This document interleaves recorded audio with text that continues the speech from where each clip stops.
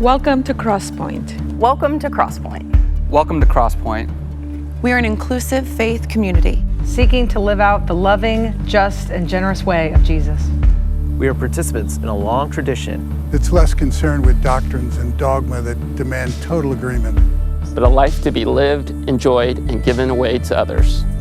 What unites us is a growing awareness that life is precious. That we are made by love in order to love. This community is comprised of and affirms the entire human family. Regardless of race, age, creed, physical abilities, marital or economic status, gender identity, or sexual orientation. So, if you're curious and have come to see, if you are tired and have come to rest, if you are grateful and have come to share, if you are wounded and have come to heal, if you're joyful and have come to celebrate, if you are uprooted and have come to belong, welcome home. Welcome home. Welcome home. Welcome home.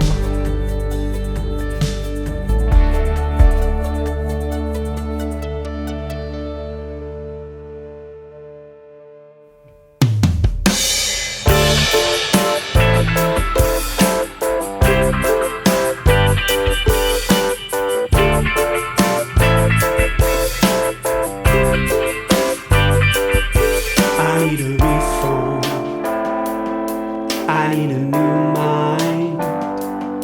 I need to set my prejudice aside. I need a new soul. I need a heartbreak. I need to see the tragedies abate.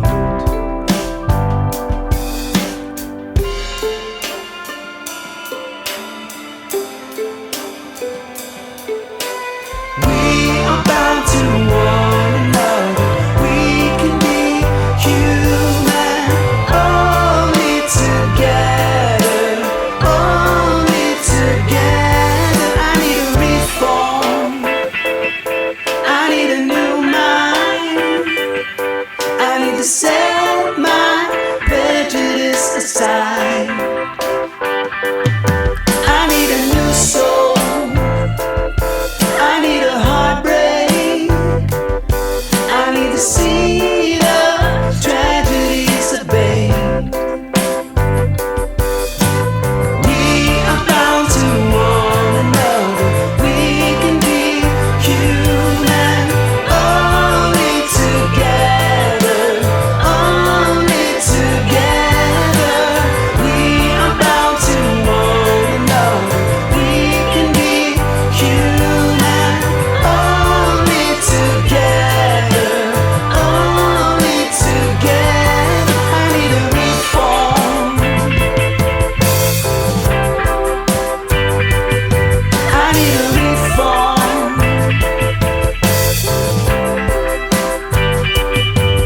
Let justice flow like a river, like a river.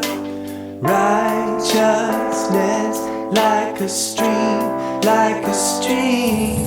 Let justice flow like a river, like a river. Righteousness like a stream, like a stream. Let justice flow like a river, like a river. Righteousness like a stream, like a stream. We are bound to one another. We can be human only together. Only together. We are bound to one another. We can be human only together. Only together. I need a reform. I need a reform.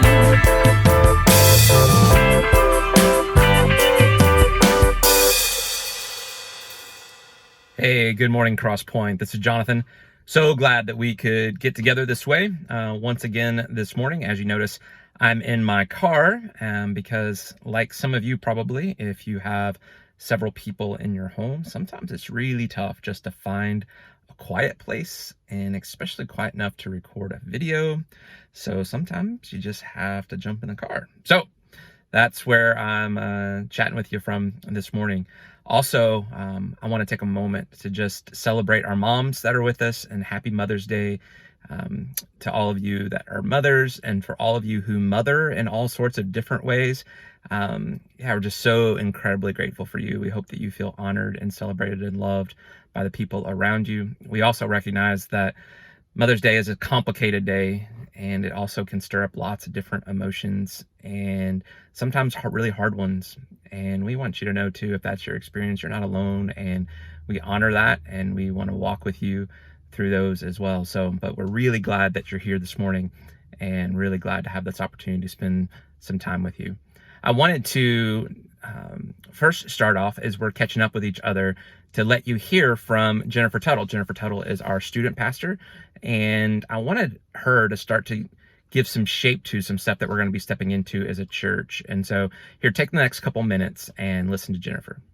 Hey Crosspointe, I'm Jennifer Tuttle. I'm the student pastor for middle and high school students. I want to talk to you today about why so many of the changes that we've experienced as a result of coronavirus might be uniquely challenging for middle and high school students based on where they are developmentally. I want to give you a couple examples of what I'm talking about. First, middle and high school students are at an age where their identity is really being shaped by the things that they involve themselves in. They start to really develop strong interests and involve themselves in extracurricular activities that they care about. And so widespread cancellation of pretty much everything can actually be jarring to their sense of identity.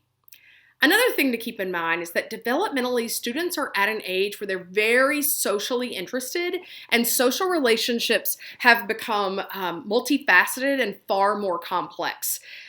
This is kind of why middle and high school years have the reputation of there's lots of social drama and students are interested in dating. There's a lot of social interest and a lot of social growth happening at this time. And so what that means is now they might be complaining a lot about missing their friends. Well, we all miss our friends, but it's important to keep in mind that middle and high school students are at a critical age for social development. So their feelings that they're losing ground socially, those feelings are legitimate. Another thing to keep in mind is that as adults, we all have a certain degree of independence. Middle and high school students are journeying toward independence, and the journey towards independence and freedom is highly motivational. So when you've lost a lot of independence and freedom, there goes the motivation, right? Another thing to keep in mind is that we all need a sense of purpose. We all need to feel like our days are meaningful. Soon, school is going to be out and lots of fun summer activities have been canceled, which means students are kind of looking at blank summer calendars where lots of days they don't have any goals, nothing that they're really looking forward to. And so for some of us as adults to feel like we're working a lot, that might seem like a dream. But for an adolescent or teenager, that's really frustrating and defeating to feel like your days are kind of purposeless. Another thing to keep in mind is the grief that they're experiencing around the loss of experiences that are really unique to this age, such as 8th grade semi-formal or prom or graduation, or being able to go to week-long camps or particular vacations that you've waited as a family for until your kids were older. Students are seeing these things canceled left and right, and they're particularly sad because they're things that don't happen for very much of a window in your life. You know, as an adult, I would love to go to camp, but that's something that's special to being this age. And so students are grieving the loss of those things. So they're grieving, but sometimes their grief doesn't look like what we think it would look like. And that's because they're at an age where they don't yet have the life experience or the emotional vocabulary and sophistication to be able to articulate what they're experiencing like an adult would. And so their grief tends to look like apathy. Their grief tends to look like wanting to binge watch Netflix or play video games for like 10 hours a day. Their grief is going to look like a lot of complaining about not seeing their friends. And grief might actually look like them essentially becoming nocturnal. My hope is that we would look at those behaviors and that we would be a little more gracious and say, oh, maybe they're not just being totally lazy. Maybe this is how an adolescent or a teenager is processing the losses that they're experiencing in the way that a person their age experiences them. It's with all of this in mind that we are launching a new initiative that is particularly for students, and so I'm going to turn it over to Jonathan, who will tell you more about it. So Crosspointe, I really hope that context from Jennifer was helpful. And so what we want to do as a church is we want to step up and we want to find a way to love on our middle school and high school kids, because they're going through a really unique time with a lot of unique stressors, and we want them to know that they're loved, and we want them to know that they're not forgotten and they're not just kind of dismissed and their stresses kind of swept under the rug somewhere. So here's what I need you to do. If you are the parent or a guardian of a current middle school or high school student, or you're a current student and you're listening to this, that's great too. You can go to crosspointe.org/students. And what I want you to do is I want you to just give us your student's information. So if it's a student, you can put your own information in there. If you're a parent or guardian, go in and put the name of your student, what school they go to, what grade they attend, and then their email address, if they have one, or if they want to use your email address, do that. And what we want to do is we want to send them some love in this next week. But not only do we want to find a way to encourage them and send them some love, we also want to equip them to love their peers. And we want to give them something that they can in turn give to someone else. Because one of the things that we know is that one of the things that whenever we find ourselves slipping into depression, one of the things that pulls us out is being able to focus our attention and serving and loving other people. So we want to equip our own students to do that because we believe that it will help them. But by doing so, then it will also bless double the amount of students in our city and in our area. And so really excited about being able to step up in this way and being able to love and be generous to our students, and excited that we get to do this together. So again, I need you to let me know, though, I need you to opt in and let us know which students that are in your home that are connected to our community. And so go to crosspointe.org/students. We'll spend all week in different avenues trying to collect those names, and then we'll unleash some love in the following week. So we're going to continue to do lots of things in the upcoming week. We think we've given over 6,000 meals, I think, now that we've distributed. We're continuing to do that in our city and in our area. We're going to love on the kids from Camp Hope, the kids of essential workers who are on our campus right now and having a camp for them. So we're going to find some really unique ways. We just got the permission just yesterday to be able to, love on them in some significant ways. There's obviously lots of restrictions and guidelines about what that can look like, but we just got the A-OK for that. So we're looking forward to doing that as well. And then if you need financial assistance right now, as quarantine and loss of jobs and everything has continued to stretch on, and if you need financial assistance, please let us know. That's what family does. Family helps one another. And so go to crosspointe.org/help and let us know. And we want to come alongside you. We want to figure out a way as a community, as a church family, to help one another. And so please let us know that. As always, if you want to continue to contribute to all that we're doing together as Crosspointe, you can follow the link here to go to crosspointe.org/contribute. And there's all sorts of links on there. It'll tell you how you can contribute through snail mail, how through stocks, through PayPal. There's links there if you want to do a debit card or a credit card, any of those types of things. Or you can always text the word crosspointenc to the number 77977. It'll send you a link right to your phone. You hit it with one click. You can put in any card number that you like and contribute any amount that you like, and it will continue to go to funding all these different initiatives and these different things that we're doing day in and day out as a church.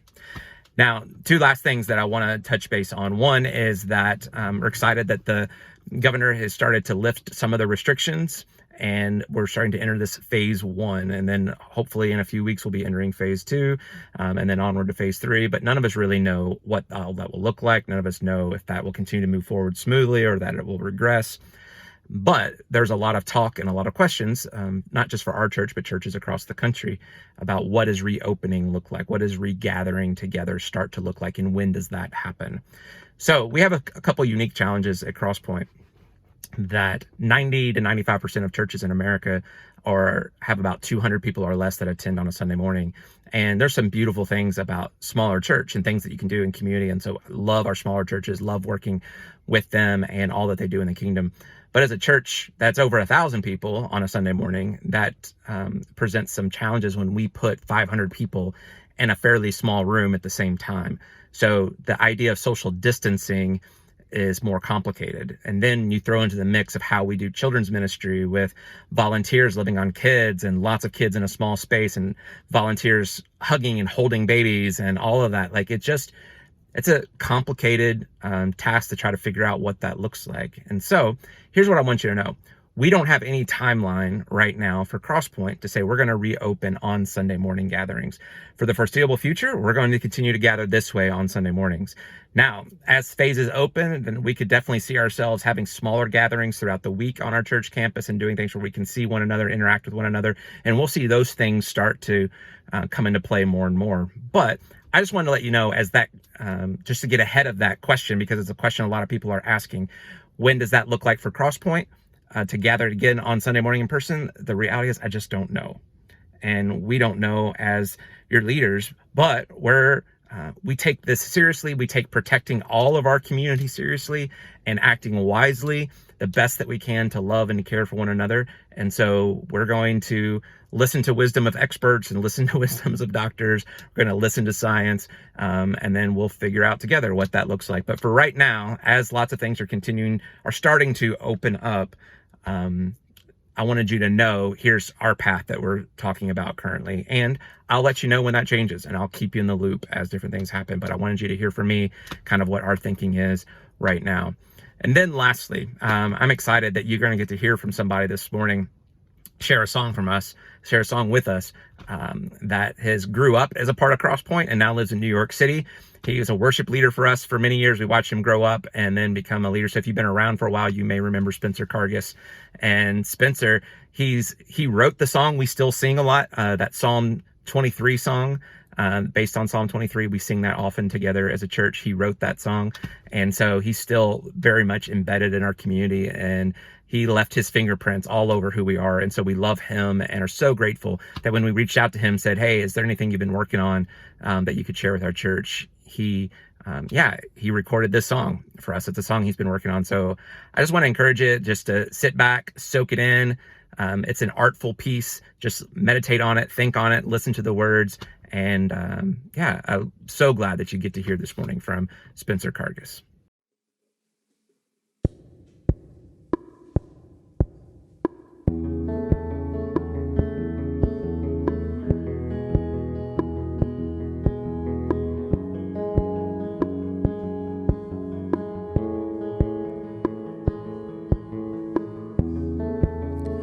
I'm on the edge of my seat,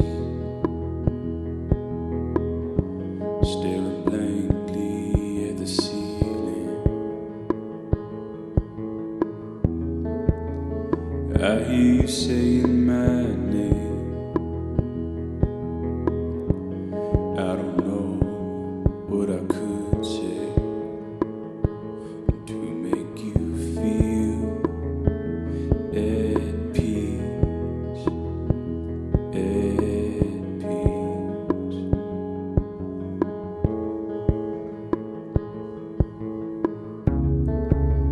I see the earth in my mind, spinning slowly for the first time. I guess this is my way to hide 100,000 feet in the sky to make me feel at peace, at peace,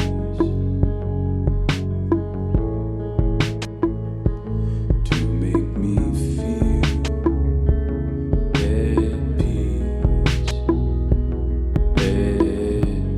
peace.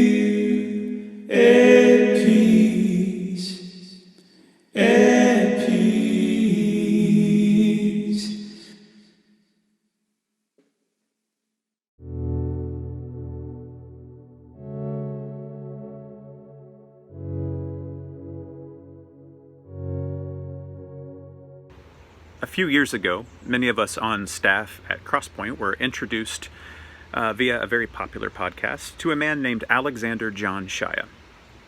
And Alexander had a way of speaking about the Bible and faith and God and people in such a profoundly thoughtful and gracious way that it really had an impact on us. We could recognize right away that Alexander is that rare mix of head and heart. Deep intellectual theological insight, but also deep caring, that pastoral caring for people. And over the years, his writings and his teachings and his work has been counted among those that shape how we think about Christ and people at Crosspointe. Well, Alexander also leads pilgrimages every year on the Camino in Spain. The Camino is a very long, very ancient path that people have been walking for many, many centuries. It means a lot to a lot of people. It's very long. It takes several months to complete. And Alexander leads pilgrimages on this path. And I found out recently that he's stuck at a retreat center in Spain due to Spain having very strict lockdown policies related to the pandemic. So I thought I would reach out and see if he would be interested in a chat about faith and faith now and what it means to be on a journey but also not really able to move. And he gave a very enthusiastic yes, and I'm really glad that he did. I think you'll be glad he did too. So enjoy my conversation with Alexander John Shia. Hello, Alexander. A lockdown haircut. You said you had a lockdown haircut. Yes. First cut in 3 months, just by somebody else here in lockdown at the retreat center. Well, it looks. So don't look too close. Oh well. No. Who am I to throw stones? I look like one. Well, if I had a smooth head, I would. I'd just shave it. Yeah, it was a gamble. When I first shaved it, I was worried I was going to uncover some sort of dent or something like that. Well, so yeah, you do have a difficult but relevant context if we were going to have a conversation around this word "stuck." So say a little bit about where you are. I'm at a retreat center in north central Spain. Called Flores del Camino, Flowers of the Camino. And it's a lovely enough retreat center. I was to have led a 9-day Easter retreat here. And I was in the UK, and I got a call from the head of the retreat center and said, Spain is going on lockdown. If you're coming, come now. And I'm like, well, I've got a flight in 2 days. No, come now. And in a moment, I had to make a decision about whether to stay in Great Britain, fly back to the States, or come to Spain, thinking I would be here maybe 2 or 3 weeks. And today is lockdown number 45. And I have no idea when I'll be able to leave here and travel back to the States. So it's been an enormous transition, as everyone is in a transition. Yes, to some degree or another, but I seem to remember yours being a little more strict and rigid than what I'm experiencing. You were saying that you can't even go out in the street. No, not for free anyway. No, not for free. There's a €600 fine if you step out in the streets, and the streets are being patrolled by the military and the Guardia Civil. So they're quite serious. As of Monday, they lifted the restriction on children up to the age of 12. They can now go outside for an hour a day. But adults, we've got another week or two before they're going to let us go outside. I mean, just literally step outside the door. When they do lift, they're saying that we won't be able to go more than a mile away from home. So, and very likely, I'm talking about another 6 weeks before planes might fly here. Wow. Well, I can't think of a sophisticated way to ask you this next question, but it's so relevant in both a literal and figurative sense. But what are you learning? 45 days of you're sort of imprisoned, and you've got a halfway house experience coming. What are you learning? Because I know you're paying attention. Well, I am, and it's in some ways it's the best of times and the worst of times, and I ache to go see grass and flowers, which I can sort of see happening on the other side of the retreat center wall.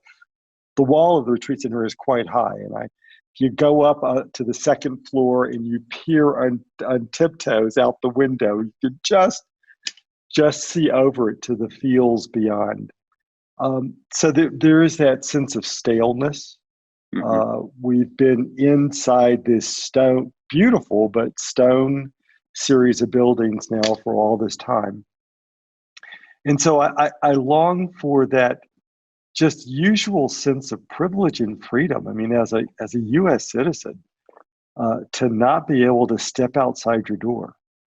And I know this village. I've been in this village so often, and it's just filled with all these quaint shops and houses and little cafe places, and none of that is available. So there is a sense of a beautiful prison that takes me very deep inside. I've noticed that I've had to wrestle with an anxiety that doesn't feel like something I usually know of myself. So I think that the interior landscape of 45 days now of being locked in, I'm picking up everyone's anxiety along with my own. I really feel like I'm sharing. It's something I share with most people everywhere.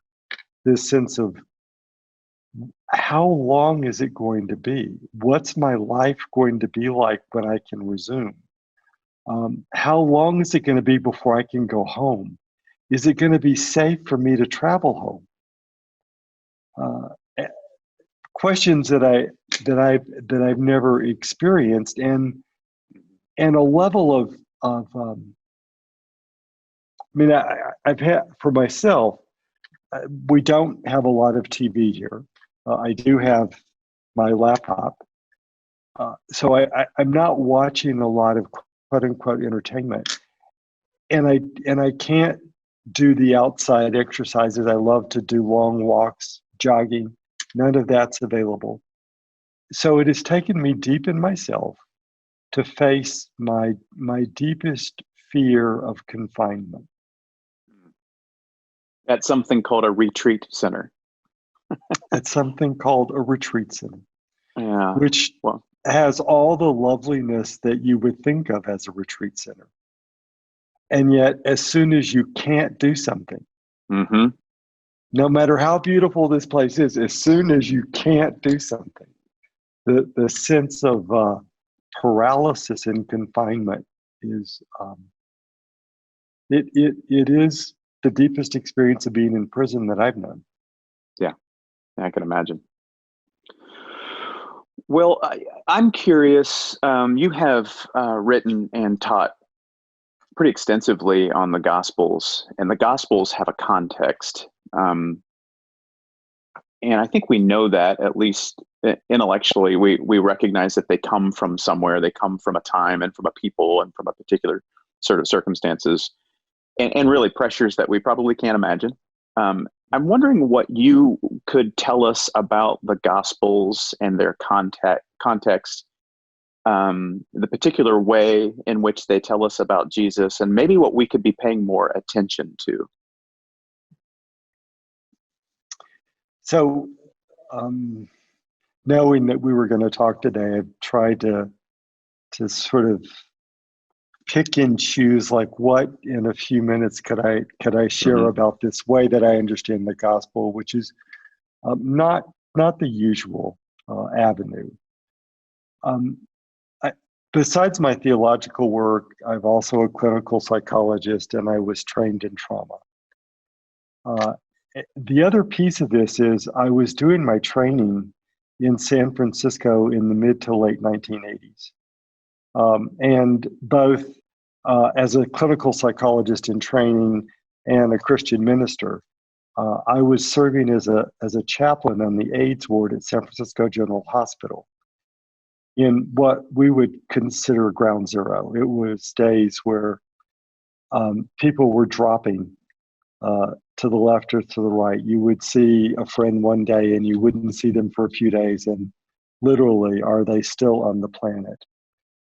And that virus, we didn't yet know exactly what caused it, how it was being spread, but we all knew that we were walking through the valley of the shadow of death. And it was during that time, and it was in my clinical work on trauma, that I began to realize something about the four gospel texts that didn't come to full understanding in me for another 10 years. But one of the ways to see how each text was written to a particular community in the second half of the first century who were somewhere in the trauma cycle. That each of the four communities were at a moment where their old world was gone. And the words and the presence of Jesus the Christ was their anchor for stepping into a world that none of them were prepared for. And just to give a thumbnail sketch, in my way of seeing the text, the Gospel of Matthew was composed at that moment where the Jewish temple in Jerusalem was annihilated in the year 70, and the Jewish priesthood was ended by massacre. And most of Judaism at that point felt that they were at a point of the apocalypse. And the Gospel of Mark, written to the Christian Jews of Rome at the moment that Nero had condemned them to execution, falsely accusing them of setting Rome on fire. And the Gospel of Luke being written at the point that Judaism and Christianity were in the great divorce, the tremendously mutually hurtful days of the 80s first century, where our mother tradition said to us, because you believe in Messiah already coming, we don't think of you as Jews anymore. And the Roman emperor saying, well, if you're not Jews, who are you? And are you going to give allegiance to me? And if you're not, I'm going to kill you. And the Gospel of John being written, we think, to the community in Ephesus at the moment that we were fully expanding out to all people. And one of the things I like to talk about is that Christianity is the first tradition on record. Now, there could have been others of us out there, other traditions that didn't leave a record behind. But we're the first tradition on record of being pan-tribal, of saying it no longer matters who your mother was, or no longer matters whether you're free or slave. It doesn't matter where you were born. It doesn't matter if you're poor or rich. It doesn't matter if you're educated or uneducated. I'd like to say it doesn't matter whether you're gay or straight or any continuum on the sexual identity. We have a table, come. Well, it's all well and good to have that vision, but how the heck do you live with a group of people that you've been taught your whole life are the enemy or the other? So the text of John is a text about the trauma that comes to us in the vision of inclusion. But the text that I think about mainly today is Matthew, because in a moment, the Christian Jews, the Jewish people of which we were part, Christians were just in the year 70, we were still Jewish Christians.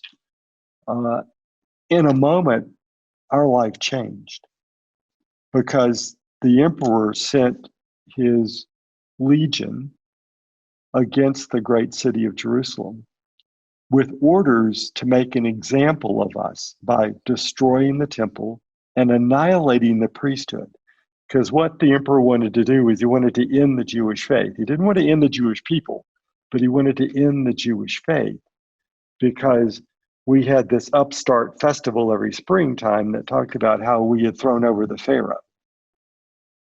And we were the one group of people in the Roman Empire who would not be tamed by the emperor. We kept agitating. And so he said, okay, well, I'm going to take away the source of the agitation, which he saw as the Jewish faith. And so when people to go and read like Josephus's account of what happened in the fall of Jerusalem, it's not just a couple of sentences of and so Rome conquered Jerusalem. It's one of the most heinous moments in human history. What happened as they encircled Jerusalem and wait them out, cutting off their supplies, and what the people inside were driven to. It's an awful, awful moment. And so you can imagine, sort of to your point, there were people saying, "This is it. This is the end of the world. It can't get any worse than this." Right, because Judaism and Christian Judaism at that point believed that when the temple was gone, that the covenant with Abraham was gone. Mm-hmm. And the temple and the priesthood, when both were gone, we felt that the connection with Abraham was gone. And even Christians were saying, did Jesus come, die, rise, and then leave us again? The belief was that with the temple and the priesthood gone, even for us as Christians, that we had no access to God. Mm. And it's one of the most horrific religious moments in history when a people who have felt that the presence of the temple and the priesthood was their guarantor of God's presence with them. And it's all gone. And unlike today, Judaism at that point couldn't just raise up new priesthood because it's a biological line. And I like to remind us as Christians that we didn't develop the sense of Christian priesthood until the Jewish priesthood was gone. So this moment, in sort of the twinkling of an eye, we're not quite sure how long the siege of Jerusalem lasted, but maybe a couple of weeks. But it is in some ways a moment like we're facing right now, where the world I knew up to March the 14th is gone. And I don't know how it's coming back. I don't know if it's coming back. I don't know what it's going to look like when it comes back. And what happened for the Jewish Christian population in this moment was enormous anxiety and depression. And much of Judaism was being taught, first of all, one of the large voices was, this is the apocalypse. God is going to destroy the world either by fire or water. Again, prepare yourself. And I like, both in my theology and as a clinical psychologist, I know that whenever you have a moment that disrupts the world at this level, you're going to hear that voice of woe, this is an apocalypse. And I want to tell you that the voice is right. It is about an apocalypse. It's about an inner change. It's not about the end of the world, but it's about the fact that the world that we've known has come to a sudden end.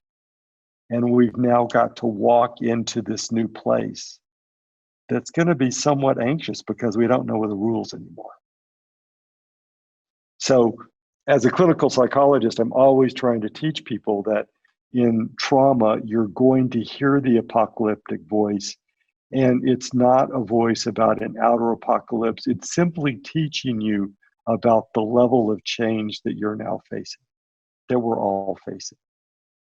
Would you say, with sensitivity to how difficult this could be, of course, this is, of course, on different people, are you saying that there's a certain amount of embrace that we should maybe entertain rather than the resisting posture that we sort of instinctively take? Yeah, there are three voices, Steve, and the fourth voice is embrace. But let me sort of. I skipped ahead. I apologize. But sorry, no, you're right. You're right on the thread. So the other voice that was going on in the Jewish community at this point was, "Oh, you sinner! You have gone against God, and God has brought this pestilence on you, this destruction on you, to bring you back home. And so in that language at that moment, it was, if you return to a more diligent observance of the law of Moses, God will give you the grace and the strength to raise you back up, to recapture Jerusalem and rebuild the temple and reestablish the priesthood. Mm-hmm. So it's that if only, shoulda, woulda, coulda, if only voice. And that also is a voice to understand it's going to be there in this time, but it's not the deepest reality. And the third voice is the voice that says, I've got work to do. I usually say I got to get the kids to soccer or band camp or afternoon school. I don't know what the tasks in the household this day is, but the upside of the third voice is, I can't really think about how big this issue is, so I'm just going to handle small tasks that give me some sense of mastery. The downside of this part is perhaps some manner of addiction or some manner of pleasure seeking as a way to distract myself from the questions that the moment brings me. So those are the sort of the three voices. They just are. I don't want to make them unhealthy. They just are. So it's the voice of. So the first voice is it's over.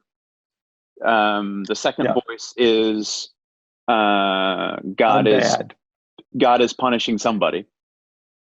The third voice is let's keep our heads down and see if we can ignore it or deal with it later or let somebody else think about it. Fourth voice. The fourth voice was the Gospel of Matthew. And it was the voice that said to the Jewish Christians, I'm here. I haven't gone anywhere. This is not because you're sinful. This is not about apocalypse. And it's not about you can't handle it. It's about I'm here. I'm here. And if you want to use the image, I'm here at the door knocking. Will you answer? There is a reality and a presence that wants to hold us in this moment. And what's so instructive about the Gospel of Matthew, it's, as both theologian, but especially as a clinical psychologist, I look at this text, it's one of the world's greatest texts about how to face this moment. It tells us about that in such a moment, we're going to have thinking styles where we want to go back to yesterday's knowing. But Jesus in Matthew says, you know what the law and the prophets have said, but today I say to you. And essentially what Jesus is saying to the community of Matthew in this tremendous moment of change is, you can't think your way out of this situation right now. There's information that you're going to have to live into. So yesterday's answers are not going to work real well. And I'm here to teach you some new things gradually. But it means that you're going to have to loosen your grip on yesterday's knowing and allow me to lead you into a new territory, sort of like landing on the moon or some other planetary body where we're just not sure how much oxygen is there and how we're going to go about a new planning cycle and planting cycle. Anyway, there is that beautiful series, both the Beatitudes, the Sermon on the Mount, starting with the Beatitudes and the whole section that follows it, which is really some of the most powerful wisdom teachings about how to move into a moment of change. And I pulled out in my book, I did a restatement of those Beatitudes, and just the first couple, which might really speak to us in this moment. Accept that we do not and will not know results in advance. We often will feel poor in spirit. Make our farewell to yesterday and embrace the grief that we feel. And be humble in our willingness to journey. Yielding to exile will eventually yield riches of spirit. Yeah, that reminds me that you can't learn this on the front end of your faith. This isn't data that you just slide across the table and then the other person has it. You've gotta take some hits and recognize. You sort of have to earn the right to know that. And I feel like, you're speaking from your own wisdom, and I've seen this wisdom come from others. You have to earn the right to say we can get through the valley of the shadow of death. We can. And I love to fast forward to the very last scene in the Gospel of Matthew. Jesus is standing with the 11 on the unnamed mountain in Galilee. Now, I'm Lebanese. I'm first generation Lebanese. And I can hear my grandparents, my Jiddo and my Sitto, saying, tell me where that mountain is and I'll have the souvenir stand before you get there. One of the most powerful things about this text written to the people who had lost Jerusalem and lost the temple and lost the priesthood is that Matthew doesn't tell us the name of that mountain. And part of the teaching here in a moment of change is we are going to a new future that we haven't seen before. We can't name it. And it's not in the place that the holy was yesterday.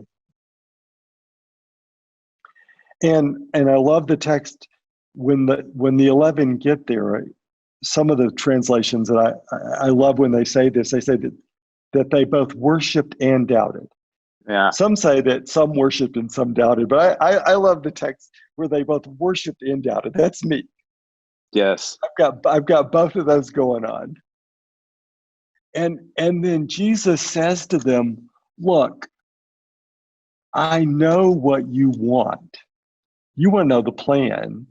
You want the building committee. You want to know the financial resources. You want to know where your next job is coming from. But I'm going to give you the only thing which is essential. And I'm going to give it to you without end. I'm here. And together, we're going to figure this out. That's really great.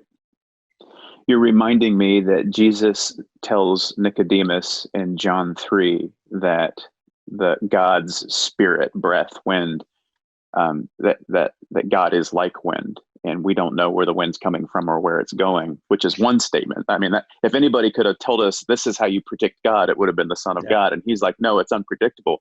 But then he says, and it is this way with people of the Spirit, that we're sort of along for the ride.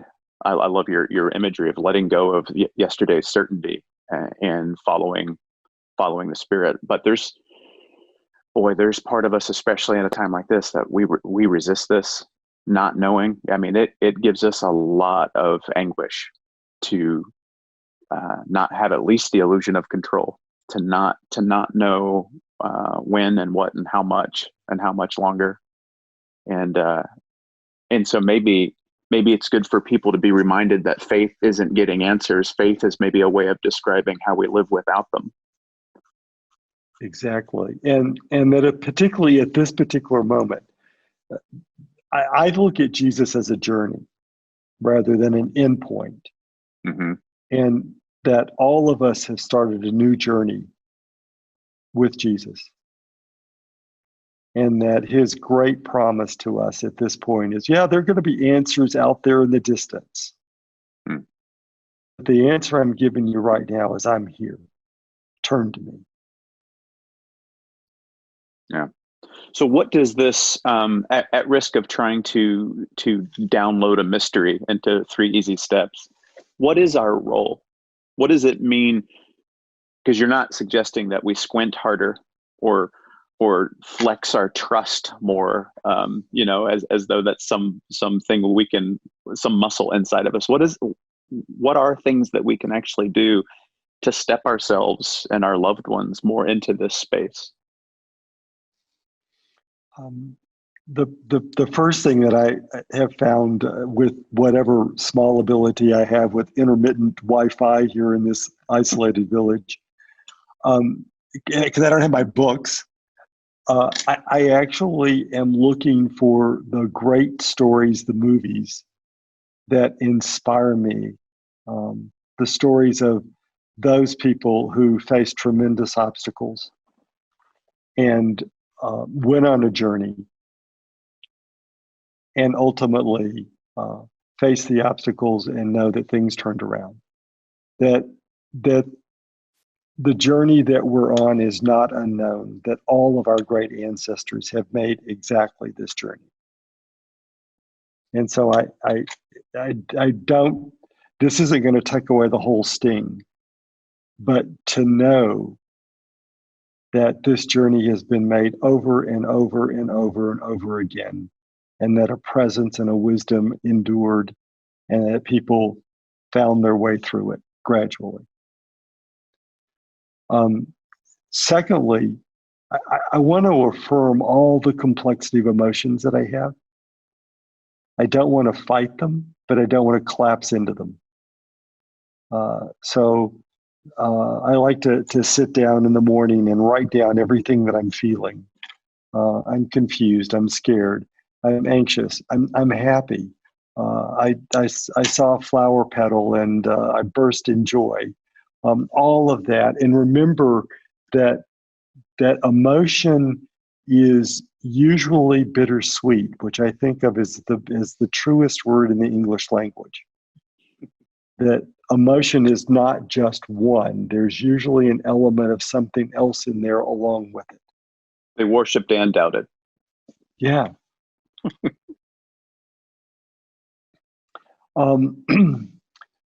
Third, I want to pray with everything in me for the grace and the presence to face what I have to face today.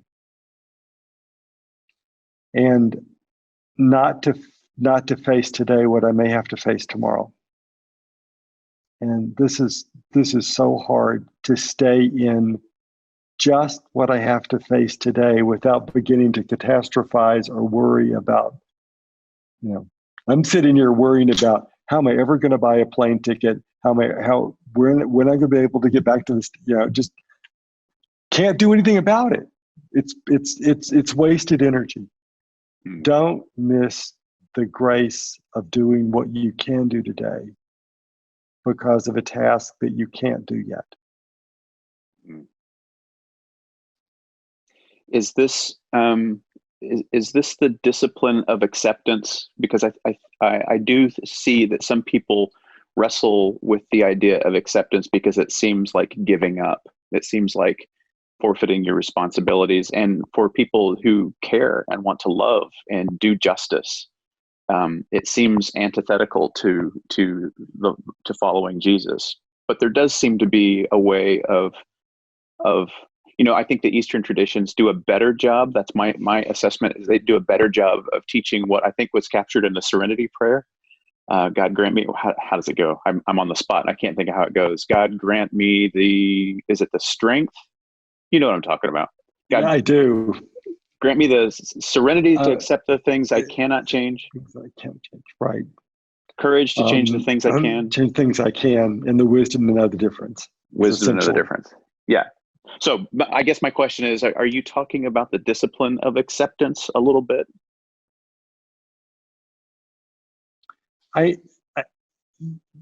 Yes, and the example is, there's a signature moment in Matthew, and it's Jesus just before his arrest in the garden. And Jesus has previously already told us that the betrayer is coming. But just at this moment in Matthew, Jesus names again, look, the betrayer is at hand. And the betrayer comes and kisses Jesus, and Jesus allows the betrayer to kiss him. And then he says, friend, do what you have come to do. And what I'm asking us is to say, friend, to the anxiety and the pain of this moment, which is, I don't like this one bit. I don't accept this one bit. And yet I know that God can use this to do something good in me. So it's this, it's not liking it, it's not quote unquote accepting it, but it's realizing that through God, something good can come out of this. And that's what I want to focus on. That's really helpful. Alexander, what, I think your answer will be weightier now than maybe it would have been a year ago. But what gives you hope as you're thinking about us and our faith and society and the world and all that? Maybe it's flower petals, and that answer is fine. But what gives you hope right now? What gives me hope, Stephen, it's actually a little bit more than hope, is that going back 45 years, I've been studying, quote unquote, the journey. I've been studying in the scriptures, I've been studying it in psychology, I've been studying mythology and rites of passage. We're in a very predictable place. And as Joseph Campbell would say, the contours of the journey are known. The question is, will you have the courage to walk it? And this individual journey that's known to each one of us, I call it the journey of faith. It's known to each one of us. And I know it's all going to turn out in some good way through God. I don't know how, but I know. I'm not hoping. I know. I don't know the means. And I pray daily to know what I need to do today so everything does work out okay. But I don't have any doubt that God's not here and that together we're going to get through this. Well, I thank you for that. Alexander, you do a ton of work, a ton of teaching, a ton of writing. Could you tell people how they could follow along and get some of your work, learn from you? Thanks, Steve. Yes, there is a website, and it is Quadratus, if you can remember this, QUAD, quad for four, RATOS, quadratus.com. And many years ago, I began teaching people about the whole life cycle as a series of 4 questions that are ever ongoing in our life. How do we face change? How do we move through suffering? How do we receive joy? And then how do we serve? And so my website is dedicated to these 4 questions, primarily as we find them in the gospel text.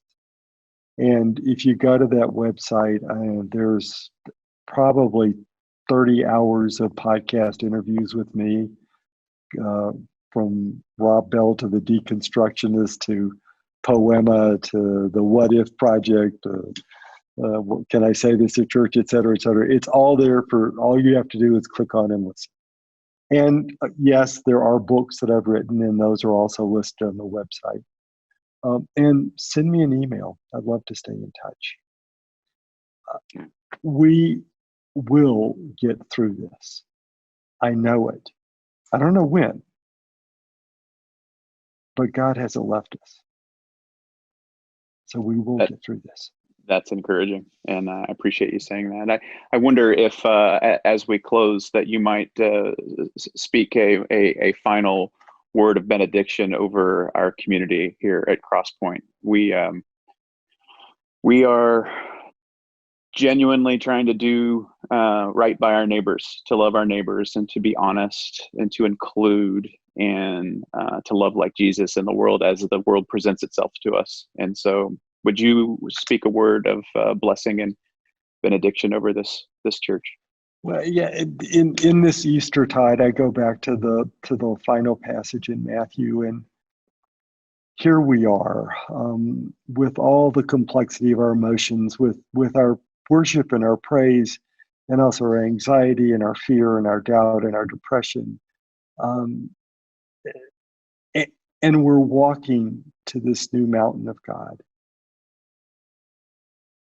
And let us all hear again and again, lo, know that I am with you on every path across all time.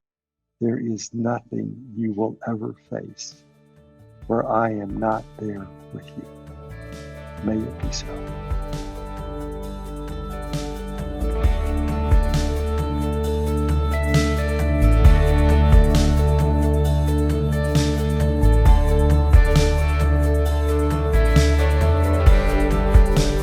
Welcome home.